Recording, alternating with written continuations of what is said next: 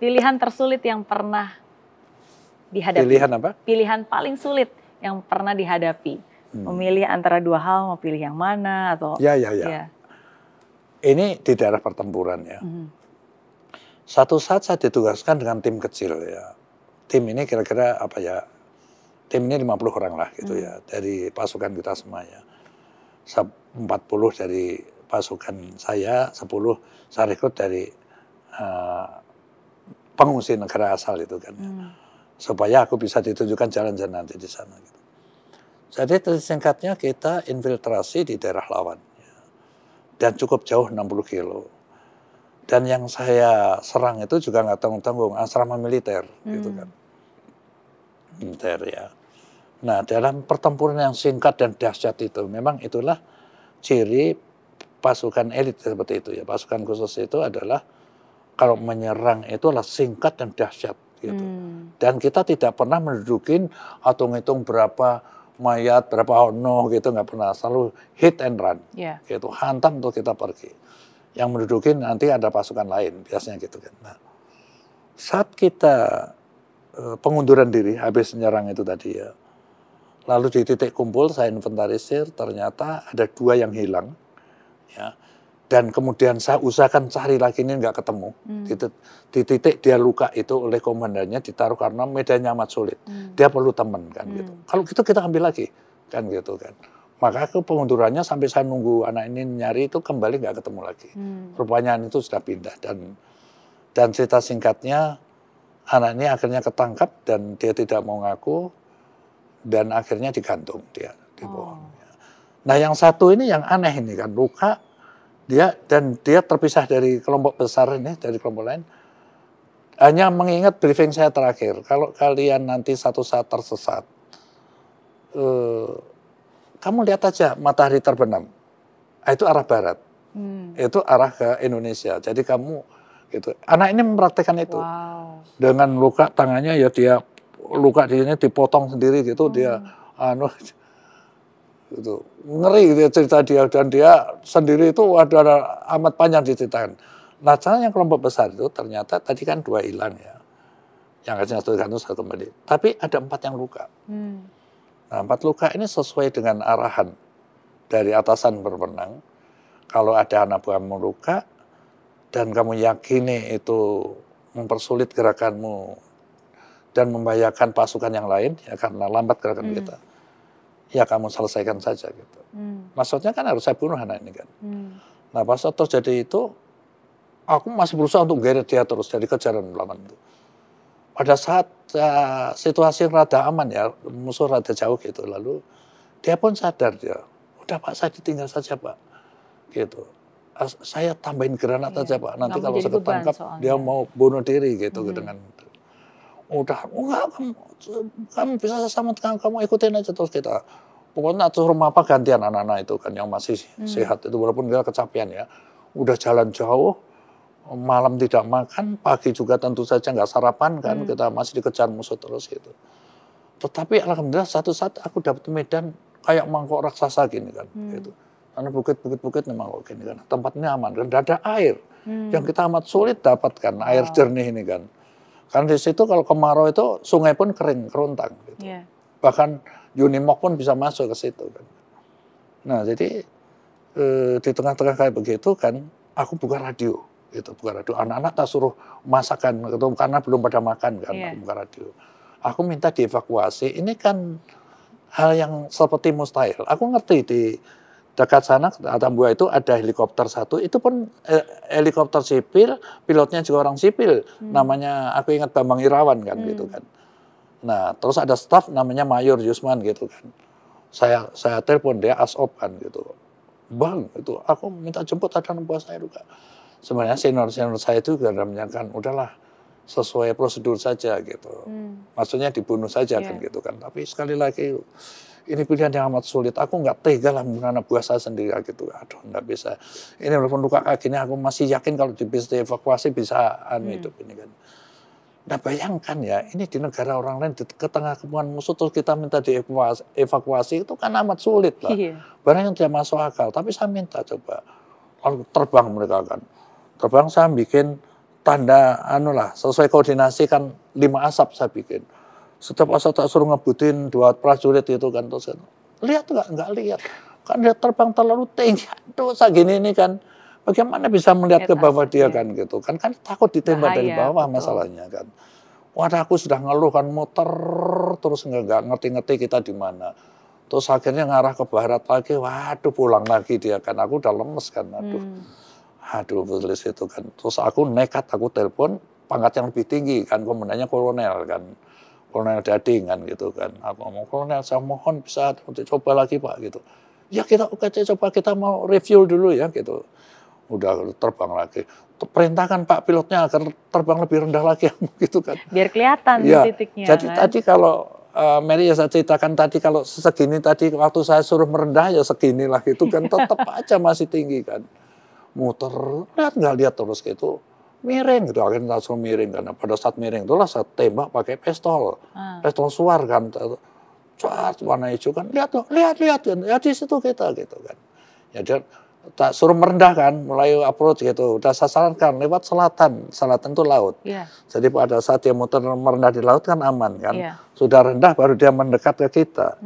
Itu udah keren kan gitu, walaupun tetap aja ditembakin, tapi kan kecepatan itu dia tetap aman. Tetapi di sisi lain aku jadi ketahuan kan, dengan tembakan suara itu, musuh lah ngerti aku di mana, udah dihujani mortir sudah tembakan. Tapi anak ini sudah teranu kan, 3 ternyata helikopternya 3, nggak bisa 3 lagi udah gitu. Itu Pak Yusman itu mayor itu yang ngelemparin jerigen air. Kan dia ngerti aku nggak ketemu air, nggak tahu panin lagi ketemu air.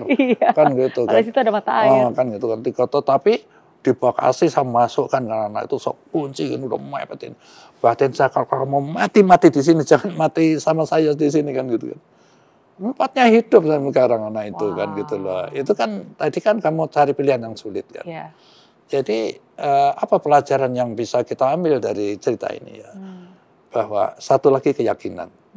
Pokoknya hal yang tidak mungkin itu ya. Jadi yang impossible itu bagaimana kita jadikan possible kan gitu kan. Kita harus berusaha keras gitu kan. Usaha, kecuali aku sudah berusaha nggak bisa lagi kan, itu kan kecuali. Tetapi sekali lagi aku kan pernah ngomong tadi kan, bahwa nyawa kita ini ditentukan oleh Tuhan kita gitu. Kalau belum menghendaki, anak tadi juga belum dikehendaki mati kok dia. Masih bisa diselamatkan lewat saya kan, lewat pilot itu tadi kan. Betul. Dan itu benar banget sih, seperti yang tadi Bang Yos bilang, nyawa kita yang menentukan nyawa kita hidup atau tidak ya Tuhan, bukan nyawa orang lain pun juga bukan di tangan kita. Amat yakin karena udah berulang kali aku ngalami hal seperti itu. Oke. Pertanyaan terakhir, berarti dari segitu banyak perjalanan hidup, apa pelajaran terpenting yang hidup pernah berikan untuk Bang Yos? Pelajaran terpenting ya. Oke, saya ingat dulu. Nah, begini ya. Tadi sudah cerita ya bahwa saya jadi anak nakal gitu ya. Terus waktu saya lulus SMA itu sudah di ultimatum sama ibu saya, jangan masuk tentara. Oh gitu. Ya. Mengapa? Jadi ibu saya sudah trauma ya. Kakak saya nomor 1 namanya Suparto gitu kan. Udah 2 kali tahlilan. Dia kuliah di Gama. Waktu zaman revolusi, kalau mahasiswa itu otomatis dari TP namanya, tentara pelajar kan. Jadi tentara pelajar, dia kan gerilya, kalau nggak salah dia dari Klaten, Ambarawa itu tempat gerilya kakak saya itu kan. Nah, dari mulut ke mulut Suparto mati gitu kan. Ini dulu kan nggak ada komunikasi, telepon yang begini aja barang aneh, apalagi yang handphone kan nggak ada kan. Ya sudah nangis-nangis ibu saya, udah tahlilan dari gitu kan. Ternyata datang bawa senapan sama teman-temannya gitu. Itu sampai 2 kali ya. 1 itu jadi trauma ya. Lalu rumah kita yang saya cerita tadi yang cukup besar di desa waktu Jepang datang gitu. Lalu dibikin posko oleh Jepang. Jadi diusir ayah saya, kakak-kakak saya ini kan. Itu tidur di gua-gua namanya Gua Kreo gitu di situ itu. Dia tinggal di situ. Nah kadang-kadang ibu itu kan ngintip rumahnya kayak apa gitu, nyamar gitu kayak anu kan gitu kan. Ngelihat rumah kita untuk nyeksa para pejuang-pejuang itu kan gitu. Jadi, nah terus cilakannya lagi kan gini kan. Laki ini ya, atau lalu ini meninggal, lalu ini 3, 4, ini jadi marinir, perwira marinir. Terus perempuan baru aku. Laki-laki yang terakhir kan. Jadi betapa curahan sayangnya itu kan ke saya dari ibu saya itu kan. Ya sudah jadi tentara, janganlah udah gitu. Jadi di dalam benak beliau itu jadi tentara cepat mati, udah gitu saja. Nah, akhirnya aku disuruh kuliah, ya kuliah di Fakultas Teknik. Ya. Saya rasakannya hati saya tidak sepenuhnya di situ. Lalu yang kedua juga fasilitas yang diberikan saya itu sangat minim gitu kan. Contoh ya misalnya yang namanya di Fakultas Teknik itu mutlak harus punya meja gambar lah. Meja gambar itu kan diputar-putar ada ukurannya kayak gitu kan ya. Ini aku terus nebeng teman saya, terus kan aku sudah nggak enak hati lah kayak gitu kan. Aku juga punya perasaan juga kan itu, aduh udah. Ya aku nanti jadi apa ya, aku akhirnya tipu-tipu saya sama ibu saya pura-pura kayak kuliah padahal enggak gitu kan. Udah pokoknya ngerjain yang enggak aja gitulah, nggak bisa diceritain ya. Teknik sipil ya waktu itu kuliahnya. Terus 2 tahun itu kan, berjalan 2 tahun. Nah, satu saat aku sadar, termenung-menung 2 hari 2 malam. Aku terus kayak gini, aku ini mau jadi apa kan? Atau kakak-kakak jadi sini, kakak jadi ini, aku ini jadi apa gitu kan? Kalau aku sekolah juga hanya tipu-tipu kayak begini, aku jadi preman atau tukang tambal sepeda paling-palingan gitu kan. Jadi sekarang saya hatinya kemana? Hati saya adalah masuk ke akademi militer. Nah, itu sudah bulat, akan saya putuskan. Aku harus kalau pengen jadi orang, aku harus sana. Sekolah tidak bayar, dapat pakaian, dapat perlengkapan, dapat makan gratis, endekos gratis, uang saku, kurang apa lagi? Lebihnya lagi, begitu lulus, aku langsung dapat gaji. Tidak ngemis-ngemis lagi sama kakak saya kan. Gitu kan, aku dapat. Udah makin kenceng ini kemana. Masalahnya bagaimana caranya supaya nggak ketahuan, kan itu kan. Maka aku mendaftar menggunakan alamat teman saya. Namanya Bambang Sumantri namanya kan. Nah, pakai alamat dia kan. Jadi asal ada undangan tes itu kan, adiknya naik sepeda itu macam, Masud, ada undangan gitu. Saya baca. Nah, tes di Semarang di Kodam kan masih di kota, nggak mungkin ketahuan kan, lolos. Habis itu tes berikutnya ke Bandung, gitu kan. Saringan kedua setelah di sini kesehatan dengan apa namanya fisik lolos itu ke Bandung. Waduh gimana ini ya? Aku pamit, Bu, aku lagi liburan, aku mau jalan-jalan sama teman-teman. Iya, ya wes kan nggak ada kasih aku seadanya itu kan berangkat itu kan. Padahal aku tes itu tadi kan, dipulangkan lagi.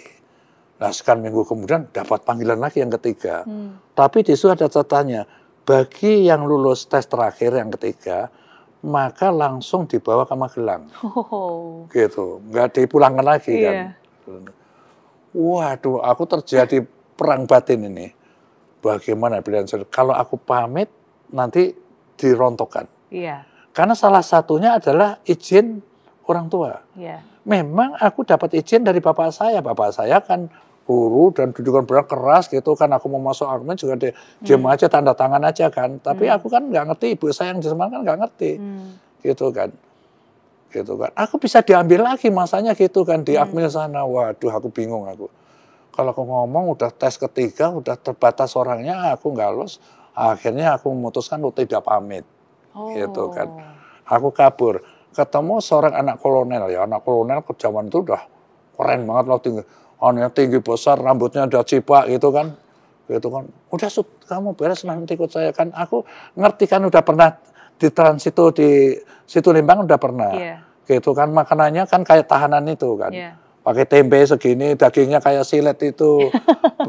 Nasinya juga ada pasirnya kan gitu kan. Sengsara makanya kita nyuri tomat, nyuri di dekat asrama gitu, jadi masalah terus lah.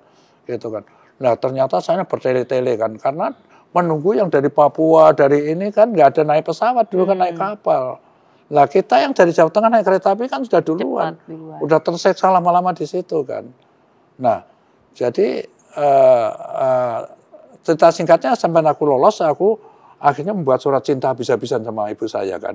Saya cerita ngaku-ngaku. Jangan, aku hanya pesan saya jangan sampai diambil lagi di Magelang nanti kan gitu loh. Kan gitu kan. Nah, lalu saya jadi seperti ini kan. Padahal tadinya kan cita-citanya dari cita itu kan sekolah yang gratis, dapat uang saku, dapat ini semua fasilitas. Lalu kalau lulus langsung jadi pegawai kan, kan dapat gaji kan itu kan. Nah, bahwasanya terus akhirnya aku jadi jenderal, jadi gubernur, kan alhamdulillah kan itu kan anugerah Tuhan yang luar biasa kan. Yeah. Nah, jadi menjawab pertanyaanmu tadi, ini kan pelajaran. Siapa yang bisa menentukan masa depanmu? Bukan orang tuamu kan, bukan kakak-kakakmu atau orang dekatmu dan sebagainya. Adalah dirimu sendiri. Kalau saya nggak membuat keputusan malam itu, saya harus keluar dari kampus. Ini bukan habitat saya. Itu sadari. Saya harus ada profesi. Nah, kan gitu. Mungkin ini juga dialami kenekatan itu sama Mary kan. Tiba-tiba ke Singapura. Wah, gaya banget ke luar negeri. Duit juga kagak punya. Kan gitu kan. Betul. Kan itu sebuah keputusan yang nyaris sama ini kan. Hidup, ya. Jadi itulah pelajaran saya kira yang para milenial juga terutama yang nonton acara ini agar paham gitu. Harus berani menentukan sikap. Berani mengambil keputusan. Iya, harus berani mengambil keputusan sesuai kata hati kita. Betul. Asal yang anunya arahnya itu positif loh, bukan yang negatif. Betul. Dan bertanggung jawab atas apapun konsekuensinya. Iya. Karena nggak mudah dalam mengambil keputusan udah kita itu. sendiri kalau ini kan gara-gara ayah saya atau ibu saya bisa excuse seperti itu. Kalau ini kan nggak bisa lagi karena kita yang menentukan sendiri. Betul. Kita bahkan mengejar mimpi tadi kan harus saya dapat mimpi ini kan gitu. Betul.